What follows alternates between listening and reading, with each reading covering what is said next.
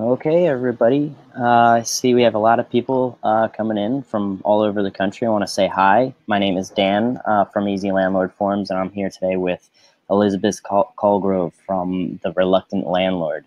I just posted a few things. Next month's webinar registration, we're going to be going over acquisition tenants, versus new tenants and what the difference is.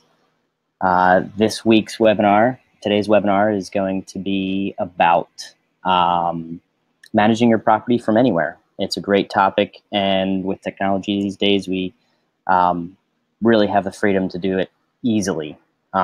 So without further ado, I'm going to turn it over to Elizabeth. She's going to take it away. We're going to have a Q&A after, so if you have any questions, please post them in the chat box. Thank you all, and thanks for joining us today. Thanks, Dan. I appreciate it. Hi, all. My name is Elizabeth Colgrove. I'm from Reluctant Landlord. When we got started in 2012, we owned in Charleston and lived in Virginia Beach. And then shortly after, we quickly moved to California. And since then, we have been managing our houses all over. So over the years, I have learned that there's tricks and steps to making this as seamless and easy as possible. So let's get started. So when you're trying to determine if self-managing is for you, it's important to look at three things: house equity, cash flow, and future plans. So it's not, when you're self-managing, it's all about being able to respond, but it's also making sure that this works for you. So let's get started. So current/projected house equity. So when you're trying to see if self-managing and renting your house out, it's important to look at the asset, your house. So one of the things to look at is your house equity. What is your net income after expenses? So if you were to sell your house, how much would you truly make? So over the years, I have noticed that some people only make, $100, and they would make, $500,000 in equity. So maybe in that point, it makes sense. Other people, it's been that they would only make $20,000, but are making $1,000 a month after their expenses and cash flow. So it's really important to look at all of your expenses. Your buyers versus sellers market. How hot's your market? Your future value. Where is your house projected to go? And your currently mentioned pay down. How much is your house paying down? Let's keep going. So as we talked about, cash flow. So cash flow is your market rent minus your mortgage minus other expenses. Your future large expenses. So first you want to know how much you actually getting right now, and that's your cash flow. But then, you could be making $500 a month. But if you have a future large expense, a roof, a water heater, painting.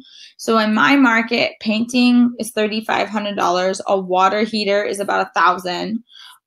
Siding can be $7 to $10, and so on. So you want to know how many of those future expenses. If you only have, say, a water heater and you make $1,000 a month in cash flow, that means in 2 months you're going to pay off that one future large expense, and then you'll just have little expenses. Because never forget, there's always issues such as carpet. If a tenant destroys a paint job even after it's brand new. So you want to keep all these things in mind for your cash flow. We've always done really well on small cash flow amounts, keeping in mind these larger issues. Capital gains, depreciation. How much is your capital gains? So like if you bought the house for $200,000 and you sold for $400,000, your capital gains is $200,000. Also, if it's been a rental for a while or is going to be a rental for a while, say you want to keep it as a rental for 10 years, what's your depreciation going to be? Because remember, you always have to pay back depreciation at 25%. While you don't have to take it, you always have to pay it back. So most people, I know I personally always take it, especially if I have to pay it back. Now let's talk about future plans. Why would you want to keep this house as a rental? So there's three big ones: a placeholder, a long-term rental, and exceeds capital gains protection for future 1031s. Now let's talk about a placeholder. So say you bought a house in 2012. So like we bought one of our California houses in 2012 for $163,199. And we left. So people left. And then if we came back, it's worth $240,000. Well, the mortgage at 950, which was the 163, is going to be very different from today's 5%. So for many people, having a house to keep with that current market makes sense because they can come and go and come and go and always be able to afford that area. Plus, when you're not there, someone else is paying down your house. So like I've heard of people who've bought houses in like Hawaii in 1995, and over the 25 years of their military career, 30 years, they've come and go back and forth. And they're like, right now, we couldn't be able to afford this house, but since we bought it so long ago, we've been able to have this house that we can afford because even as the market's gone up, while our taxes and insurance has gone up, the house value has also gone up, but our mortgage has stayed low because of that initial value that we locked in at. Plus, we have all of this equity because someone else has been paying down our principal. So next, let's talk about it being a long-term rental. Some people just want it to be a long-term rental. Growing up, my family, my parents just had a long-term rental. It was just a house they kept forever and ever. I have lots of memories of helping to fix it up, and we would paint it, and then our quote-unquote payment would be my favorite, crab soup from the local amazing restaurant down the street. So some people, it's just that extra income, it's that extra, stock that's being paid off and building equity and value. And another reason that you might want to keep it as a rental is, so capital gains for a married couple in 2018 is $500,000. So if you made more than $500,000 over the house, you might want to keep it because the capital gains you exceed how much you would be protected from.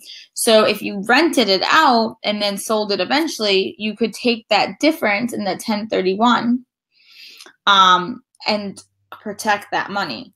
Now, obviously, if you're going to do something like that, you need to talk to a 1031 exchange specialist. I use Executor 1031 all the time for mine. We're working on 5th and 6th 1031.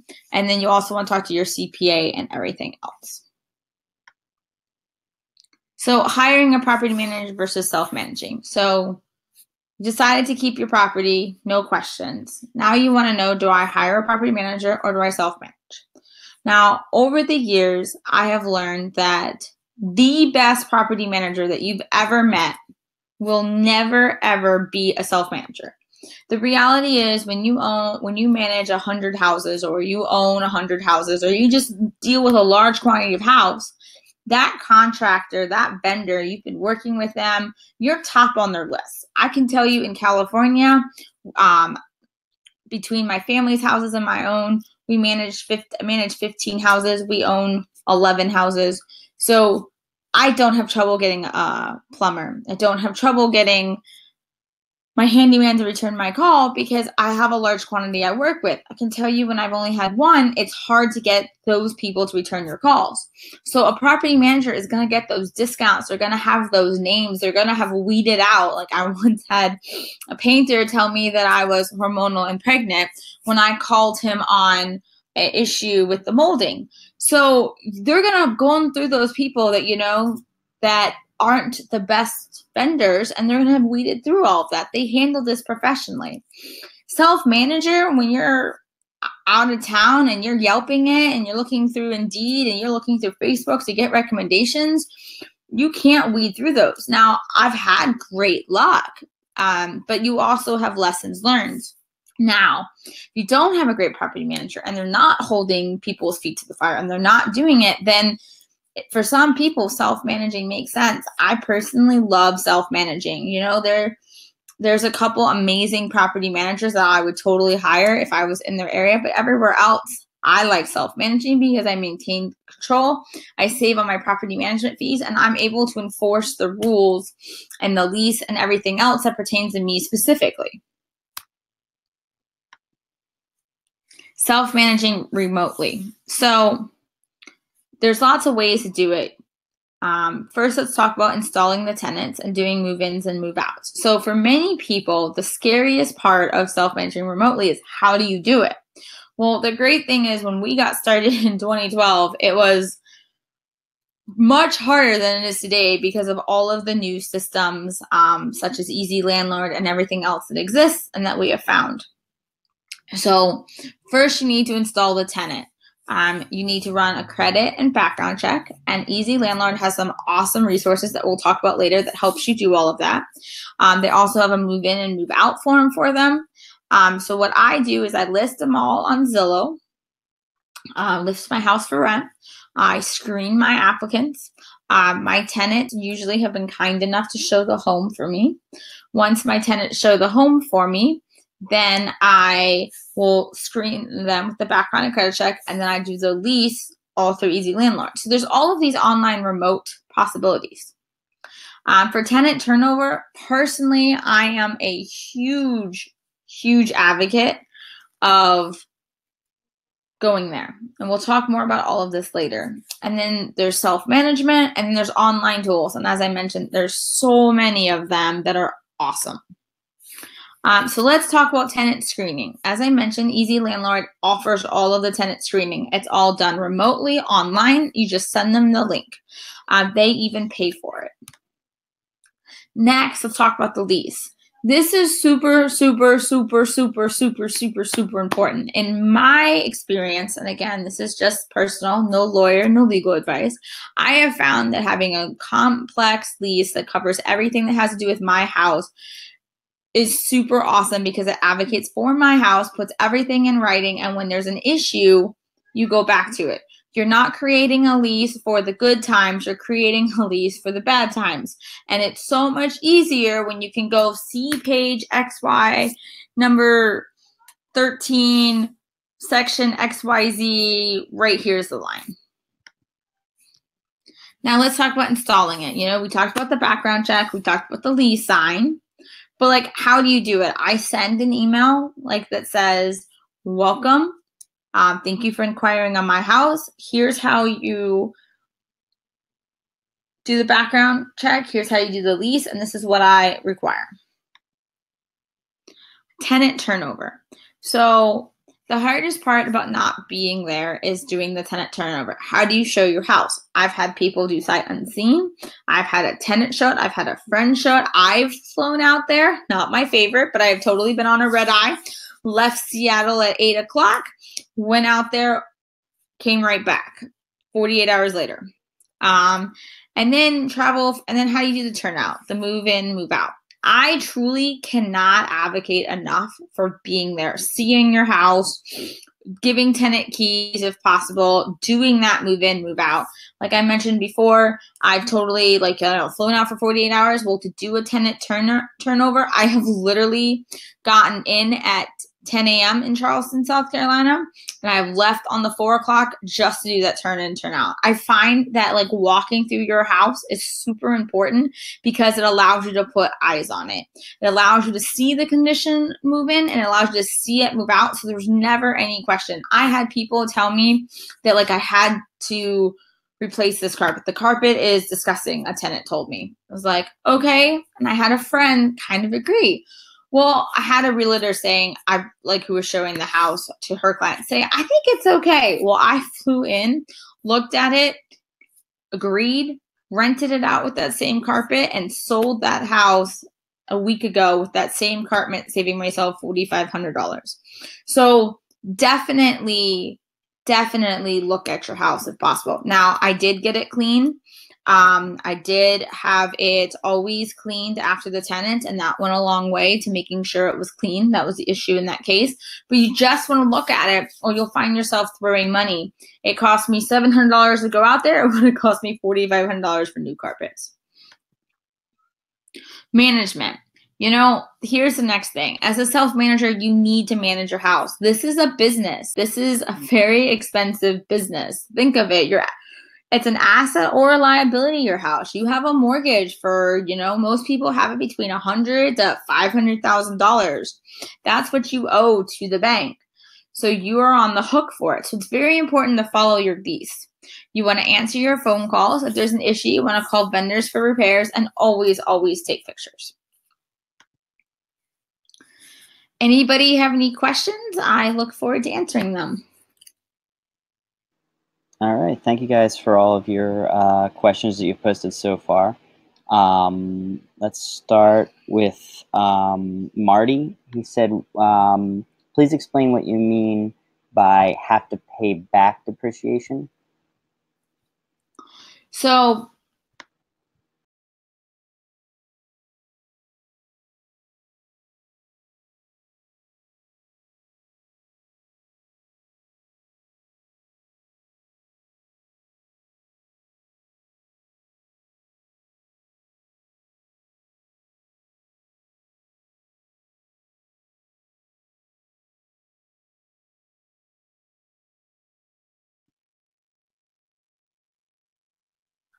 can you hear me? Okay. Basically, your depreciation is your market value minus your land value divided by 27.5. As I mentioned, I'm not a landlord, or I'm a landlord, not a lawyer or CPA, so definitely check with them. But basically, the idea is the IRS gives you this number that they say your house loses value, that you're going to have to replace stuff. So it's divided by 27.5, and that's your yearly amount. So say it's $10,000. So you get to take $10,000 off your income every year. Well, when you go to sell, the IRS makes you pay back 25% of it. So in this case, it would be $2,500 per year. So if you sold it after 10 years, you'd have to pay back $25,000 of depreciation. Does that make sense? Okay, thank you. And the next question or statement comes from Bridget, and maybe we can clarify on this. At 500,000 MFJ, exclusions do not apply in rental scenarios.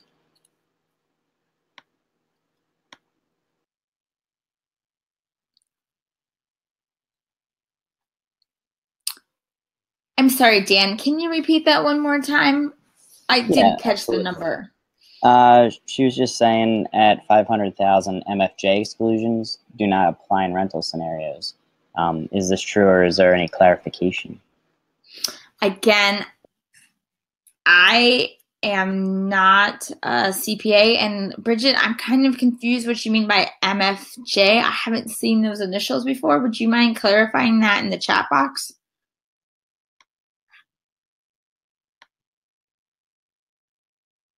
Okay, and while we wait on that, we have a comment from Chris, two basically.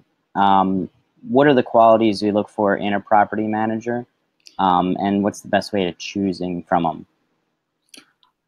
So if you go to reluctantlandlord.net and type in 80 questions to ask a property manager, there's 80 questions to think about when you're looking for your property manager.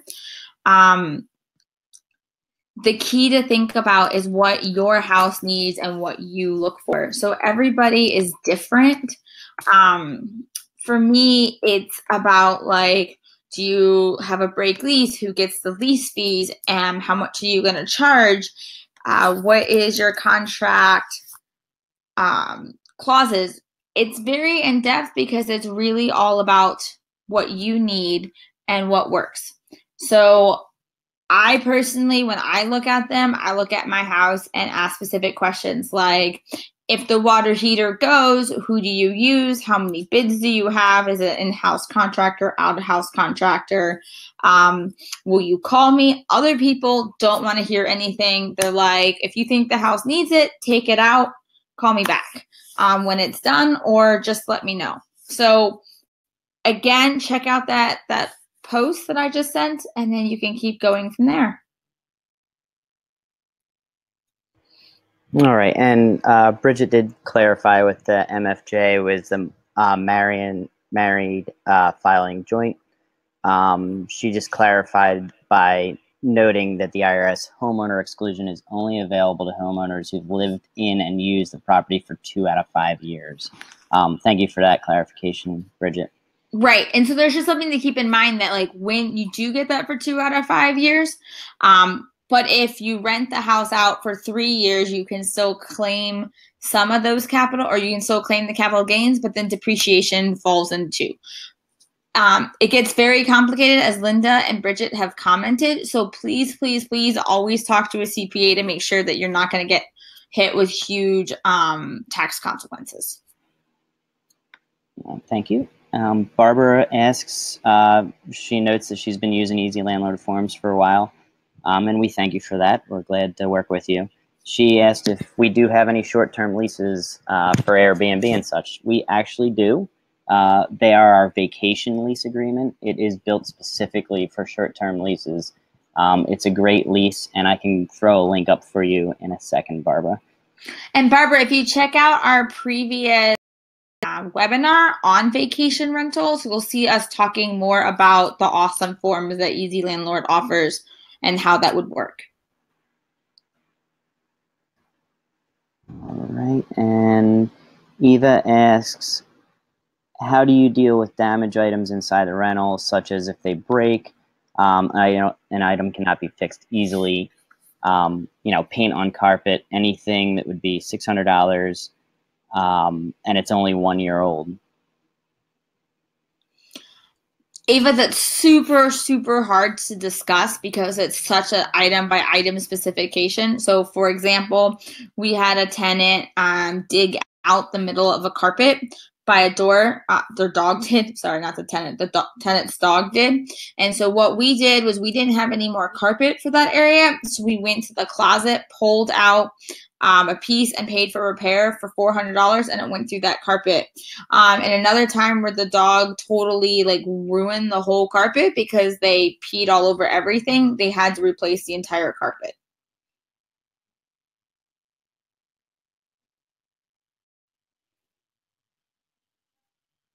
All right, thank you. And Linda made a great comment instead of a question, and it was about getting your eyes on it, as you mentioned, Elizabeth. She's actually done FaceTime walkthroughs. Again, this comes back to how technology can really, really help us these days, especially if you are managing remotely. But yeah, she said photos, anything from FaceTime or Skype really helps. So thank you for that feedback, Linda. That's excellent. An excellent idea, and we're happy to share that with the community. Simon asks, he's had tenants for the past 5 years and they've been great. They always pay on time and care for my property, but he also has not asked for an increase in rent. Should he do that tactfully? Is there a way to do that just to keep up with the market value of the house? So Simon, this is a great, great, great question. And it kind of goes back to what risks are you, the landlord, willing to take? Are you okay with them leaving?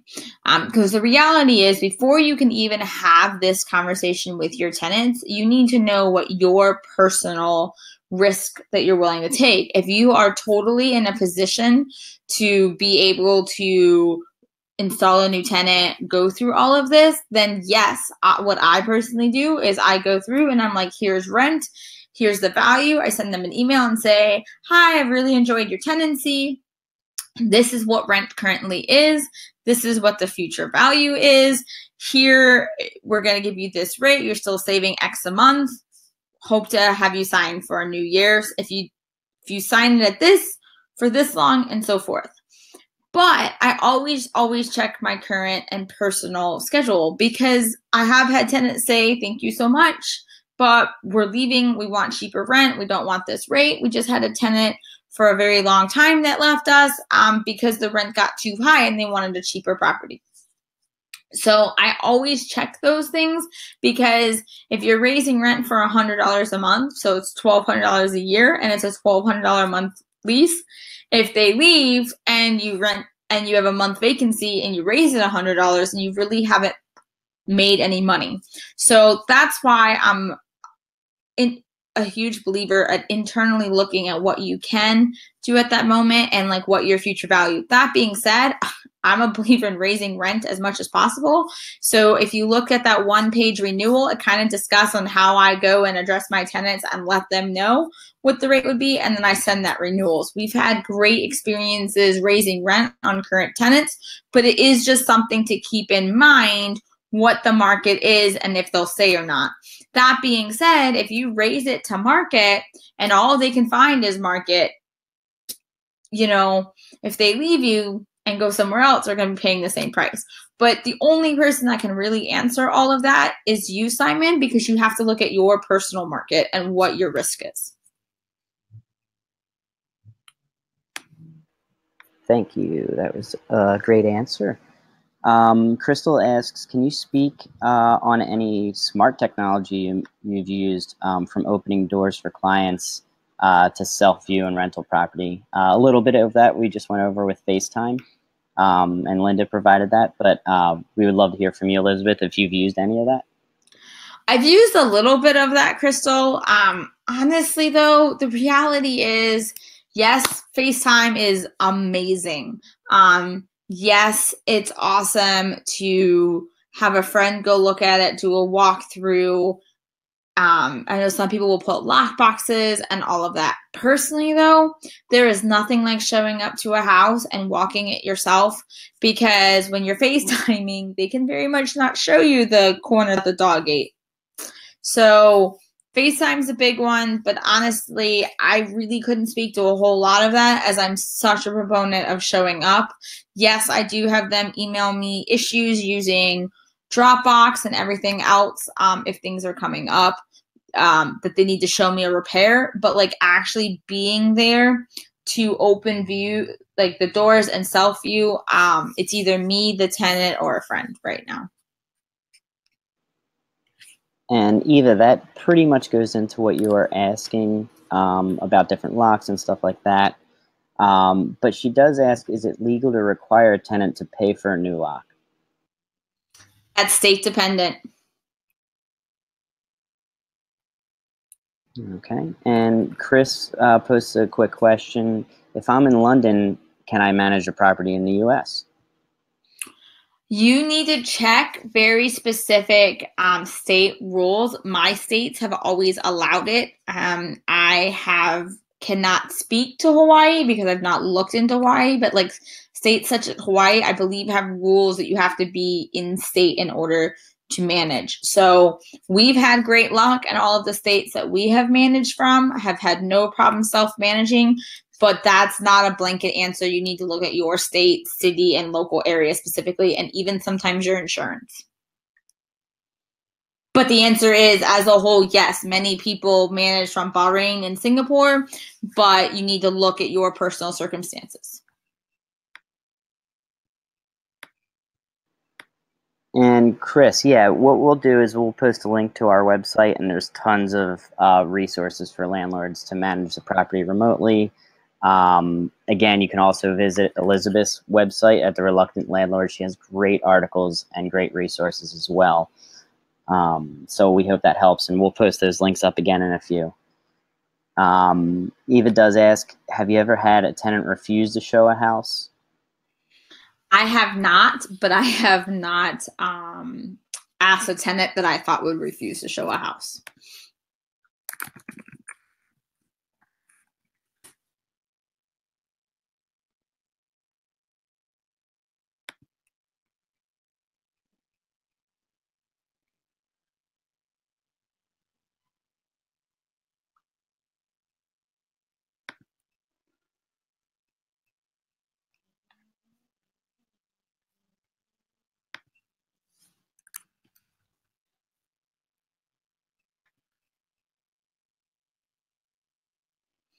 So one last question before we get going.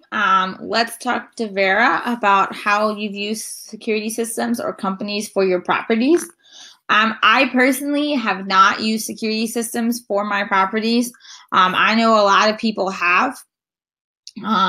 Personally, AT&T and Comcast do. I've had one tenant install it with my explicit permission and a very special addendum to the lease on it. But as a rule, I don't provide it. I don't find it adds value in my area. But again, that's a very area specific question. So that was our last question. I will turn it back over to Dan. All right. Thank you, Elizabeth. And again, thank you, everybody, for posting questions and for joining us today. If we haven't gotten to your question, you can most certainly email us at support at Ezlandlord forums. If it's about the website. We also have a great forum that you can post questions into the community. If you want to, we would love for you to join us on social media, and I'll post the links up now. You can stay in contact with us and catch replays of the webinar, as well as find out when upcoming events will be. So again, we thank you for joining us today, and we look forward to having you next month, everybody.